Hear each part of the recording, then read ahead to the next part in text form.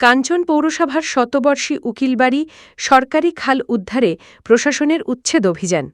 নারায়ণগঞ্জের রূপগঞ্জ কাঞ্চন পৌরসভার শীতলক্ষ্যা নদী থেকে ব্রহ্মপুত্র নদীর সংযোগে সরকারি উকিলবাড়ি খালের অবৈধ দখলদার উচ্ছেদ করেছেন রূপগঞ্জ উপজেলা প্রশাসন। ২ সেপ্টেম্বর মঙ্গলবার দুপুরে উপজেলার কাঞ্চন পৌর বাজার এলাকায় এ উচ্ছেদ অভিযান পরিচালনা করেন রূপগঞ্জ উপজেলা সহকারী কমিশনার ভূমি ও কাঞ্চন পৌর প্রশাসক তরিকুল আলম। এ সময় উপস্থিত ছিলেন কাঞ্চন পৌর কাউন্সিলর মফিকুল ইসলাম খান, মোহাম্মদ রোকন মিয়া, কাঞ্চন ফাঁড়ি পুলিশ উপপরিদর্শক ফরহাদুল ইসলাম সহ কাঞ্চন পৌর কর্মকর্তা ও স্থানীয় রাজনৈতিক নেতাকর্মীরা।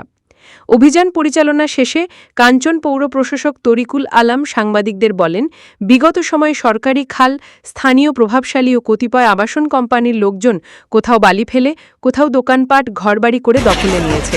এতে বহু গ্রাম পানিবন্দী হয়েছিল। জনগণের দাবি ও সরকারি ধারাবাহিক কার্যক্রমের অংশ হিসেবে আজ এ খালটির অবৈধ দখলদার উচ্ছেদ অভিযান করছে।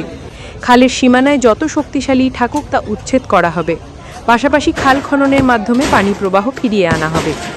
বিগত সময় দখলদার থাকায় পৌরসভার ভূমিকা বিষয়ে জানতে চাইলে পৌর কাউন্সিলর মফিকুল ইসলাম খান বলেন, গত ১৫ বছর এখানে কাউন্সিলর হিসেবে দায়িত্ব পালন করছি। বিগত সময় আওয়ামী লীগের লোকজন প্রকাশ্যে খালটি দখল করে নেয়। এসব নিয়ে প্রতিবাদ করলেই বিপদে পড়তাম, কারণ বিএনপি করতাম।